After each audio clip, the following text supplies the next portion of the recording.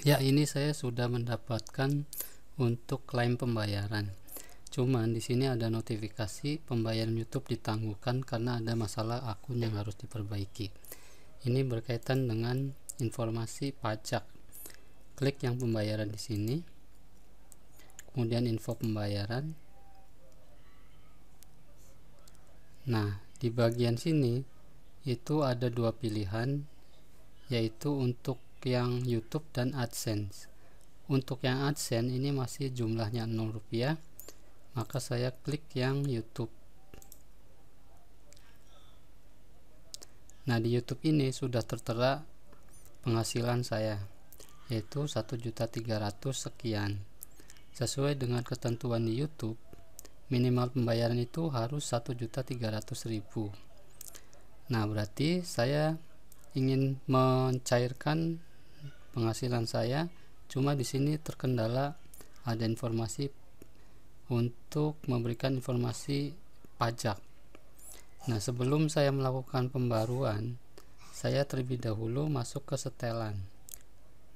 Nah, disinilah nama dan alamat. Nah, alamat ini nanti dimasukkan ke informasi pajak. Kemudian klik yang perbarui. Di sini klik yang tambahan info pajak. Di sini mulai formulir.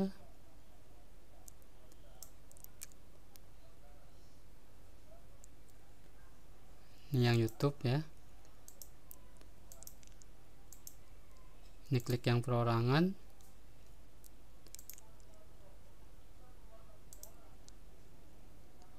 Kemudian apakah Anda warga negara penduduk Amerika Serikat? Tidak.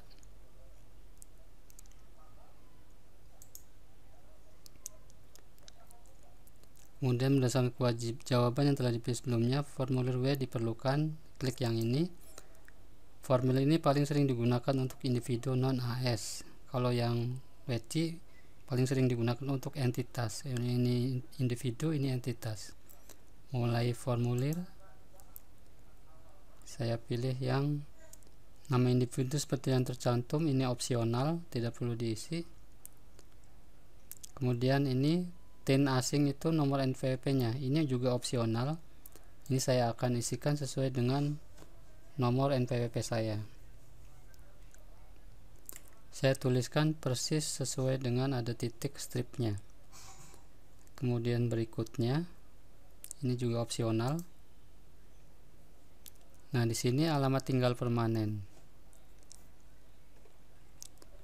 Nah, diisi alamat yang sesuainya. Ini tadi begitu kita klik ada pilihan alamat yang sudah didaftarkan di kelola setelan itu. Ini saya klik kesininya itu sudah otomatis. Ini sudah otomatis. Nah, ini alamat surat sama dengan alamat tempat tinggal tetap. Checklist. Kemudian berikutnya. Jadi di Indonesia pun kalau misalkan di dalam sistem usaha itu pemerintah mengenakan pajak yang lebih tinggi apabila si usahawan itu tidak mempunyai NPWP. Tapi kalau kita punya NPWP biasanya ada keringanan dan pajaknya itu lebih rendah. Jadi kita ikutin saja untuk isian formulir yang menggunakan NPWP ya. Ini juga mungkin berlaku sama ya. Ini contohnya seperti ini. Di Amerika dipotong 30%. Kemudian ini klik yang layanan. Nah, di sini klik yang pasal 8, kemudian tarif potongan pajaknya 0%. Kemudian di sini sebagai pajak pemilik manfaat di bagian itu saja memenuhi syarat dan tidak memperoleh pendapatan jelasnya. Nah, ini diklik. Kemudian yang royalti film juga diklik. Cari pasalnya. Ini pasalnya cuma satu ya. Tarif pajak yang lebih rendah, ini defaultnya tidak ada perjanjian, tarif perjanjian lebih rendah. Ini 10% tapi opsinya itu lebih rendah. Di sini diklik. Kemudian royalti dan hak cipta di sini. Kemudian klik yang lebih rendah 10%. Di sini diklik juga. Sebagai wajib pajak tenaganya disebutkan di bagian perjanjian pajak milik manfaat yang bagian dasar milik persatuan wajib pajak dan tidak memperoleh pendapatan royalti Kemudian berikutnya, pernahkah individu yang disebut di bagian identitas pajak melakukan aktivitas dan lain apapun? Ini saya tidak. Amerika. Nah, ini untuk pelaporan pajak, ini pengiriman secara elektroniknya default contreng. Saya akan pilih yang saya menyetujui perjanjian pengiriman tanpa kertas, jadi nanti dikirimnya secara online ya. Perhatikan semua isian formulir sudah terisi, identitas pajak, kemudian alamat, perjanjian pajak, kemudian tinjau dokumen, ditinjau dan dikonfirmasi formulirnya TV, hak cipta lainnya PDF, konfirmasikan dan tanda tangan, sertifikasi formulir pajak. Di bawah ancaman pidana dan keterangan palsu, saya menyatakan bahwa ini dicontreng ya, kalau nggak dicontreng dia merah tuh. Nah, ini kalau dicontreng muncul tahun sama ini ya, cantumkan hari, bulan, dan tahun untuk setiap tanggal. Ya, saya adalah pemilik manfaat. Jadi kalau memang formulir sebelumnya itu tidak diisi secara benar, maka ini yang diisi, ini diklik. Jadi nanti berpatokan sama ini. Karena saya baru mengisi formulir, berarti ini tidak perlu lah ya. Nah, jadi seperti itu. Ini nama lengkapnya sudah benar, kemudian kirim. Nah, di sini di bagian YouTube, informasi pajak untuk Amerika Serikat sudah disetujui. Cuma apabila kita di AdSense, ini masih merah ya. Kalau kita klik tanda panahnya, nah ada dua, info pajak Amerika Serikat Anda telah diterima untuk yang AdSense Indonesia, cuman yang ini belum, yang Singapura. Nah, sekalian saja saya tambahkan informasi pajak agar tidak ada warning merah lagi. Ini informasi Anda mungkin diperlukan karena pembayaran Anda berasal dari negara ini ya. Jadi apabila saya dari Indonesia, ternyata Singapura itu ikut juga ya menyertakan informasi pajaknya. Nah, saya tambahkan informasi pajak saja, saya ikutin. Coba ya saya isi. Ini untuk yang perorangan. Apakah namanya bentuk usaha tetap di Singapura? Tidak. Apakah Anda terdaftar untuk pajak barang dan jasa Singapura? Tidak. Nomor entitas unik ini opsional, tidak perlu. Apakah Anda memenuhi syarat untuk pengecualian pajak? Ini diklik informasi pajak. Jika negara tempat tinggal pajak Anda memiliki perjanjian pajak dengan Singapura, Anda mungkin memenuhi syarat untuk mendapatkan pajak dengan tarif potong pungut pajak yang lebih rendah.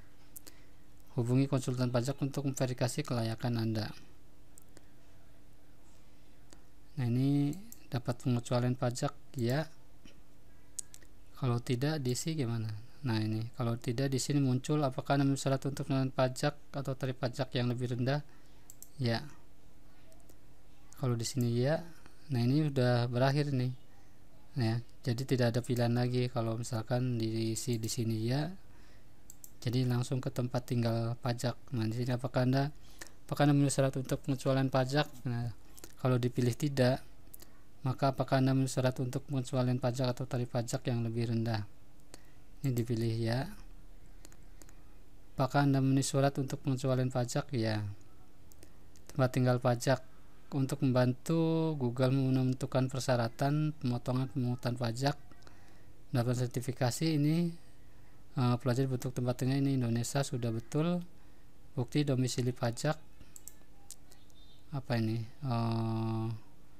dokumen sertifikat tempat tinggal pajak. Pastikan informasi dalam dokumen Anda sama persis dengan informasi di profil pembayaran Google Anda. File harus dalam format PDF, PNG, dan JPEG. Kalau saya pilih di sini tidak, di sini tidak. Kemudian apakah Anda memenuhi syarat untuk penerimaan atau tarif pajak yang lebih rendah? Ya. Ini tetap dipilih. Ini dipilih aja ya. Bukti domisili pajak. Pastikan informasi dalam dokumen Anda sama persis dengan informasi profil pembayaran Google Anda. File Anda harus di ini bukti domisili pajak, pilih jenis dokumen ya. Sertifikat tempat tinggal pajak. Nah, ini pilih aja KTP ya. Apakah dokumen ini memiliki tanggal habis masa berlaku? Tidak. Dan kirim. Untuk Amerika sudah diverifikasi, untuk Singapura juga sudah diverifikasi. Untuk yang ini tempat tinggal pajak ini sedang ditinjau nih, dikirim 29 Desember. Ini kan ada masalah dengan akun pembayaran Anda ya. Di sini tampilkan info pajak ini sudah diterima. Nah, ini info pajak untuk Singapura sedang ditinjau. Klik yang tampilkan secara detail, kemudian di sini ada icon sampah ya. Klik yang sampah ini, hapus. Nanti akan ada perbarui informasi pajak. Ini ya, perbarui informasi pajak ini ya.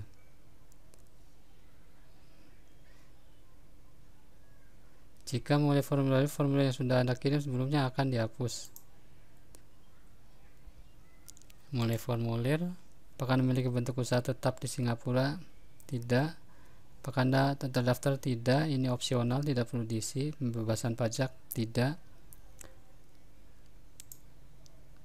Ini tidak.